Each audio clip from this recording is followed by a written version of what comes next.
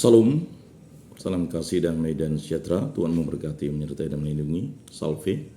Kembali lagi bersama kita di Lentera Minggu RRI Pro 1 Pontianak dengan tema Bunda Maria sebagai teladan iman kita.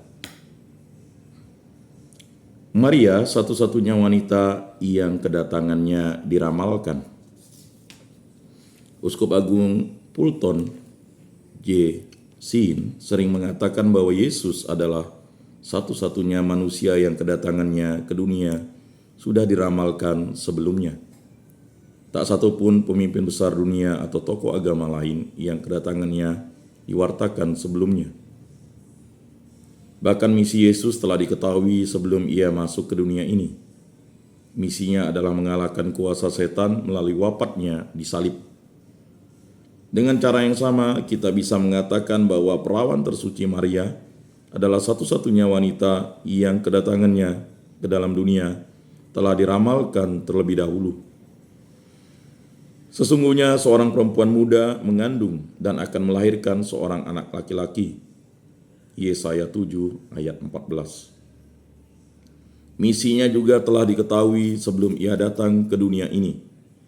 Ia mau mengambil bagian dalam kurban putra ilahinya yang menyelamatkan. Misinya adalah misi perang rohani untuk mencapai kemenangan akhir atas iblis yang telah dikatakan dalam kutukan Tuhan terhadap ular.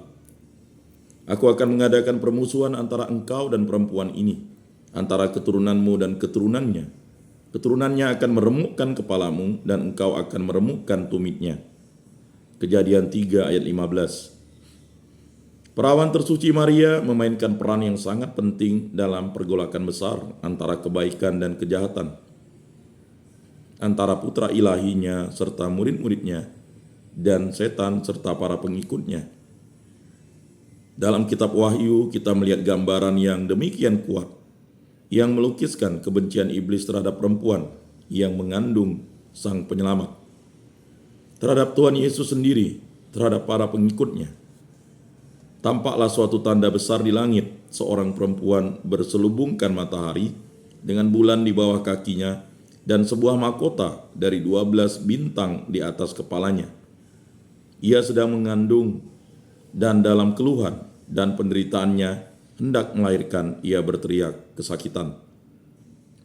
Maka tampaklah suatu tanda yang lain di langit, dan lihatlah seekor naga merah padam yang besar, berkepala 7 dan bertanduk 10, dan di atas kepalanya ada 7 mahkota, dan ekornya menyeret sepertiga dari binatang atau bintang-bintang di langit dan melemparkannya ke atas bumi. Dan naga itu berdiri di hadapan perempuan yang hendak melahirkan itu untuk menelan anaknya. Segera setelah perempuan itu melahirkannya, maka marahlah naga itu kepada perempuan itu, lalu pergi memerangi keturunannya yang lain yang menuruti hukum-hukum Allah dan memiliki kesaksian Yesus. Wahyu 12 ayat 1 sampai 4 dan 17. Perawan tersuci Maria adalah tokoh sentral dalam rencana keselamatan Allah. Ia memainkan peran utama kedua setelah putranya dalam karya penyelamatan dunia. Peran ini membuatnya konflik terus-menerus dengan setan. Namun di Fatimah, Bunda Maria meyakinkan kita bahwa akhirnya ia akan menang. Pada akhirnya hatiku yang tak bernoda akan menang. Peran penting Maria sebagai Hawa baru. Peran perawan Maria begitu penting karena Allah ingin mengalahkan iblis dengan cara yang sama seperti yang digunakan iblis dalam menaklukkan nenek moyang kita yang pertama. Rencana ilahi ini menjadi tema favorit di kalangan bapak-bapak gereja. Santo Yohanes Chrysostomus, seorang uskup berpengaruh dalam masa awal gereja, mengungkapkan peran Maria seperti berikut ini. Kristus menaklukkan iblis dengan menggunakan cara yang sama dan senjata yang sama seperti yang telah digunakan iblis untuk menang. Simbol-simbol kejatuhan kita adalah seorang perawan, sebatang pohon dan kematian. Perawan itu adalah Hawa, sebab ia belum mengenal laki-laki. Kemudian ada pohon dan kematian adalah hukuman bagi Adam. Dan 3 tanda kehancuran kita ini, perawan, pohon, dan kematian, juga menjadi tanda kemenangan kita. Sebagai ganti Hawa muncul Maria, sebagai ganti pohon pengetahuan yang baik dan yang jahat. Ada kayu salib Tuhan, sebagai ganti kematian Adam, ada kematian Kristus. Hawa memainkan peran sangat penting dalam kejatuhan itu. Ular tidak pernah berbicara kepada Adam, ia hanya berbicara kepada Hawa. Pertama-tama ia membuat pikirannya bingung dengan menanyakan kepadanya tentang perintah Tuhan. Apakah Tuhan mengatakan engkau tidak boleh makan buah dari sebuah pohon dalam taman ini? Kejadian 3 ayat 1. Ketika Hawa mengatakan mereka boleh memakan buah dari semua pohon, kecuali dari pohon pengetahuan yang baik dan yang jahat, lalu iblis menipunya dengan janji bahwa jika ia memakan buah dari pohon terlarang itu, ia dan Adam akan sama seperti Tuhan, mengetahui yang baik dan yang jahat. Kejadian 3 ayat 5. Kebohongan ini telah menggoda Hawa dengan sebuah janji tentang kebesaran yang menimbulkan kesombongan, diikuti oleh ketidaktaatan terhadap perintah Tuhan. Perempuan itu melihat bahwa buah pohon itu baik untuk dimakan dan sedap kelihatannya. Lagi pula pohon itu menarik hati karena memberi pengertian. Lalu ia mengambil dari buahnya dan dimakannya, dan diberikannya juga kepada suaminya yang bersama-sama dengan dia, dan suaminya pun memakannya. Maka terbukalah mata mereka berdua. Kejadian 3 ayat 6-7. Adam sebagai kepala keluarga umat manusia adalah wakil kita di hadapan Tuhan. Maka ketidaktaatannya menjadi dosa asal bagi seluruh manusia. Namun Hawa adalah seorang kaki tangan atau antek setan dalam melakukan kesalahan itu. Ia tidak pantas lagi menyandang nama Hawa yang berarti ibu dari semua yang hidup. Kejadian 3 ayat 20. Karena ia membantu mendatangkan kematian rohani bagi anak-anaknya. Di lain pihak, perawan Maria pantas disebut Hawa baru. Ia tidak mewakili kita dalam karya keselamatan, itu peran Yesus Kristus. Adam baru yang adalah satu-satunya imam agung abadi dan korban untuk dosa-dosa kita. Namun Maria adalah rekan dalam karya penyelamatan, sedangkan Hawa rekan dalam kejatuhan pertama.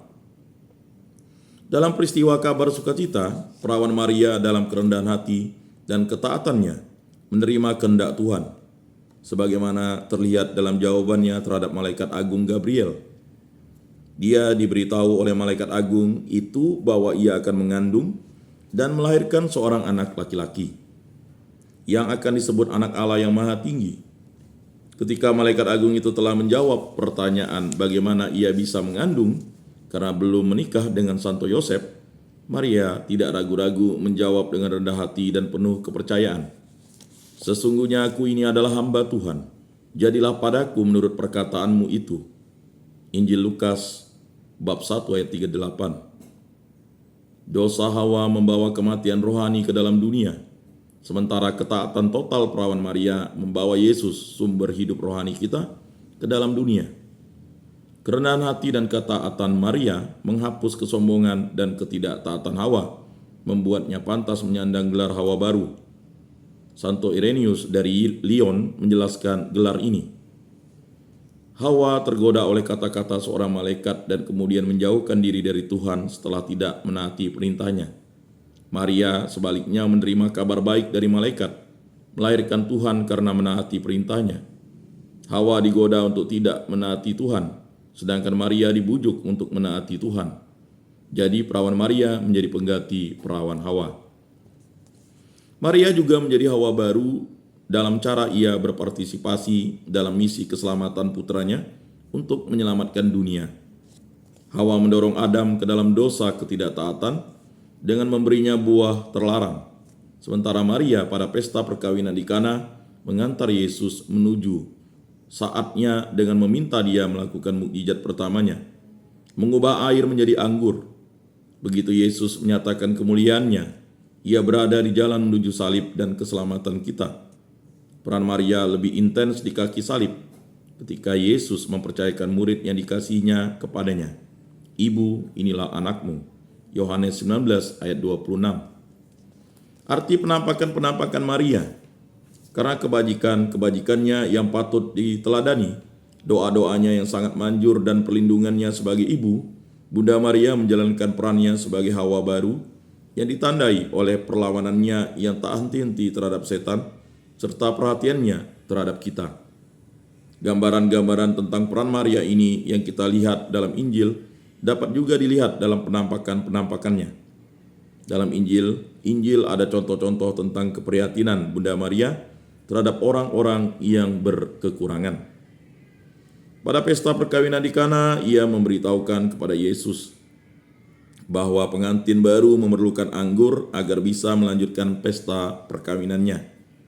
Tetapi mungkin contoh yang paling menarik tentang kebaikan hati Bunda Maria adalah kunjungannya kepada Elisabet, sepupunya yang sudah lanjut usia.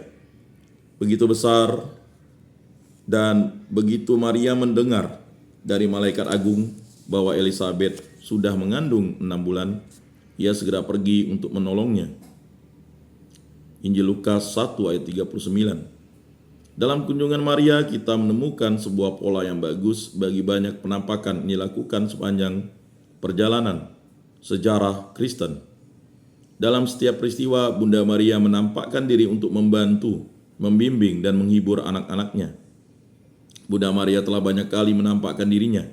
Salah satu penampakan yang diketahui pertama dicatat oleh Santo Gregorius dari Nisa adalah penampakan kepada Santo Gregorius pekerja ajaib pada tahun 270. Bunda Maria menampakkan diri bersama Santo Yohanes Rasul yang ia katakan memberitahukan kepada Gregorius misteri kesalehan sejati. Sejak itu banyak penampakan lain terjadi, terbanyak kepada orang tertentu atau kelompok kecil. Dan pesan-pesan dalam banyak kesempatan itu sangat berarti bagi individu atau kelompok yang terlibat. Namun mulai abad ke-16 terjadi beberapa penampakan besar dengan tanda-tanda dan keajaiban-keajaiban yang disaksikan oleh banyak orang dan pesan-pesan yang ditujukan untuk seluruh dunia.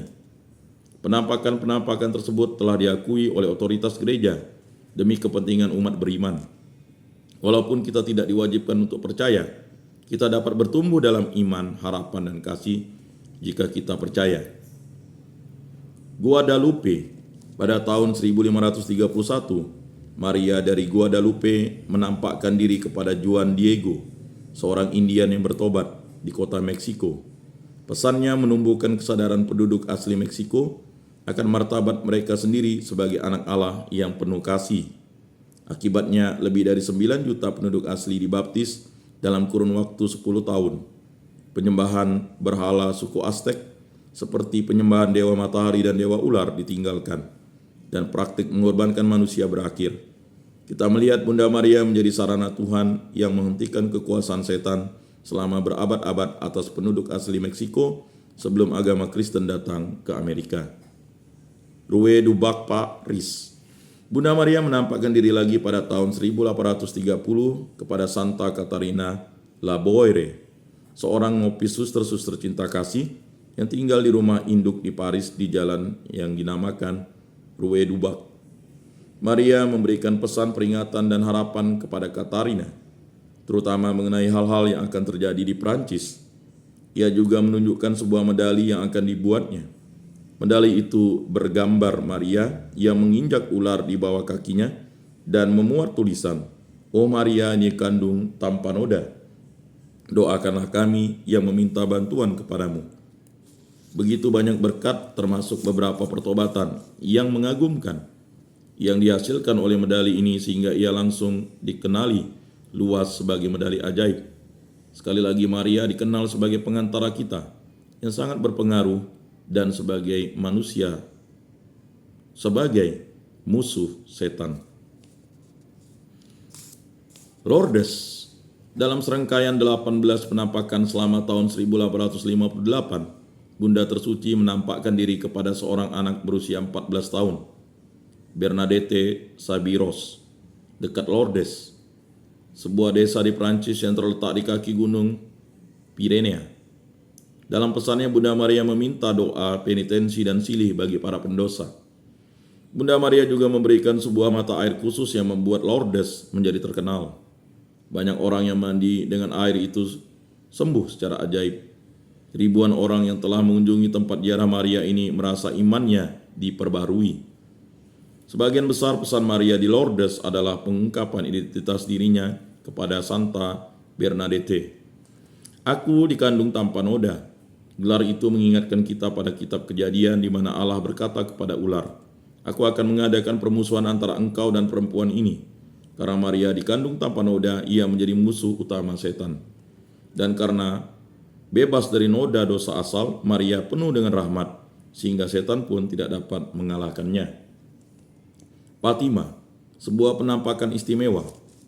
Dari semua pesan Bunda Maria, pesan yang disampaikan di Fatima, Portugal yang jauh lebih penting. Bunda Maria dari Fatima menampakkan diri 6 kali antara 13 Mei sampai 13 Oktober 1917 kepada 3 orang anak gembala, Lucia dos Santos dan sepupunya Francisco, serta Jacinta Marto. Ia menyampaikan kepada mereka pesan perdamaian dan harapan bagi dunia yang dilanda peperangan. Perang Dunia Pertama yang disebut perang untuk mengakhiri semua perang, mengancam menghancurkan Eropa. Untuk mengakhiri konflik tersebut, Paus Benediktus ke-15 memulai sebuah novena kepada Ratu Perdamaian pada 5 Mei 1917. Pada hari yang sama, Paus menulis dalam sepucuk surat kepada Kardinal Gaspari, Sekretaris Negara Vatikan, suara permohonan kita yang sungguh-sungguh yang meminta mengakhiri konflik yang sangat luas ini, pembunuhan rakyat Eropa, karena semua rahmat yang mau diberikan oleh pencipta segala yang baik kepada anak-anak Adamnya malang, melalui rencana Allah yang penuh kasih, dibagikan melalui tangan perawan tersuci. Kita berharap permohonan dari anak-anaknya yang sangat menderita, lebih dari sebelumnya, dapat ditujukan dengan penuh keyakinan kepada Bunda Maria yang mulia.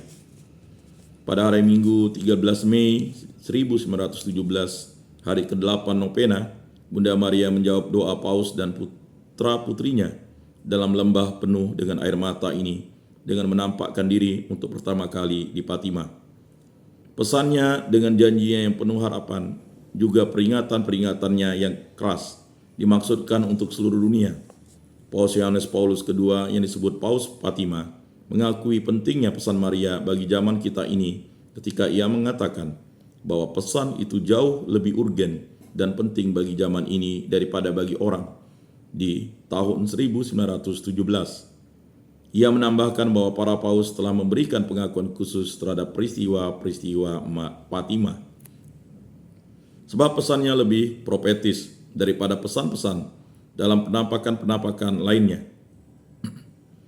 Itulah beberapa penampakan Bunda Maria yang mewujudkan bagaimana Bunda Maria sebagai teladan iman kita yang taat kepada kehendak Tuhan, Fiat Voluntas Tua. Bapak Ibu, saudara-saudari, para pendengar RRI Pro 1 Pontianak, demikianlah tema kita, Bunda Maria sebagai teladan iman kita. Mari kita tutup lentera minggu kita dengan berdoa. Dalam nama Bapa dan Putra dan Roh Kudus. Amin. Ya Maria, Ratu Surga, Engkau diangkat oleh Allah melebihi segala manusia kecuali Putramu Yesus. Engkau diangkat ke surga, namun Engkau tetap Bunda kami, manusia di dunia. Engkau tahu apa yang kami perlukan, dan Engkau mendoakan kami pada Kristus. Tiap kali kami alami kesulitan, kami datang padamu. Engkau dipilih oleh Allah, doakanlah kami. Engkau dekat dengan semua orang yang percaya pada Kristus, doakanlah kami. Engkau dekat dengan semua orang yang hidup dalam Kristus, doakanlah kami. Engkau dekat dengan orang-orang yang berpegang pada sabdanya, doakanlah kami. Engkau dekat dengan semua orang yang mencari Kristus, doakanlah kami. Engkau dekat dengan semua orang yang bimbang terhadap jalan Kristus, doakanlah kami. Engkau dekat dengan semua orang yang bimbang terhadap jalan Kristus, doakanlah kami. Engkau dekat dengan semua orang yang tetap mengikuti Kristus, doakanlah kami. Engkau dekat dengan semua orang yang berdoa kepada Kristus, doakanlah kami. Engkau dekat dengan semua orang yang berbuat apa yang dikatakan Putramu, doakanlah kami. Engkau dekat dengan semua orang yang mengabdi pada Allah yang tak dapat diselami, doakanlah kami. Engkau dekat dengan semua orang yang bertahan di bawah salib, doakanlah kami. Engkau dekat dengan semua orang yang melaksanakan kehendak Bapa, doakanlah kami. Engkau dekat dengan semua orang yang berharap, sekalipun tidak ada dasar atas harapan. Doakanlah kami. Engkau dekat dengan semua orang yang mati bersama Kristus. Doakanlah kami. Engkau dekat dengan semua orang yang bangkit bersama Kristus. Doakanlah kami. Santa Maria, Bunda Allah, doakanlah kami orang yang berdosa ini, sekarang dan waktu kami mati. Amin. Ya Maria, Engkau hadir di tengah orang beriman. Engkau berhimpun bersama kami. Engkau bersama kami memohonkan agar Roh Kudus turun seperti terjadi pada hari Pantekosta pada para rasul. Seluruh hidupmu menjadi suatu madah syukur kepada Allah. Sebagaimana kau lakukan di Kana, engkau selalu berbuat apa yang dikatakan Yesus. Engkau merenungkan dan mempertimbangkan situasi dulu sebelum kau bertindak. Engkau bertahan dalam derita betapapun beratnya. Engkau disebut bahagia karena engkau percaya. Hidupmu menjadi jawaban atas sapaan Allah. Maria, Bunda kami dalam iman, kami berseru padamu. Dengarkanlah doa kami. Amin. Salam Maria, penuh rahmat Tuhan sertamu. Terpujilah engkau di antara wanita, dan terpujilah buah tubuhmu Yesus. Santa Maria, Bunda Allah, doakanlah kami yang berdosa ini, sekarang dan waktu kami mati. Amin. Dalam nama Bapa dan Putra dan Roh Kudus. Amin. Salam, salam kasih, damai dan sejahtera. Tuhan memberkati, menyertai dan melindungi. Salve. Terima kasih untuk kerabat kerja RRI Pro 1 Pontianak dan para pendengar RRI Pro 1 Pontianak dimanapun berada. Mari kita dengarkan satu pujian dari kerabat kerja RRI Pro 1 Pontianak.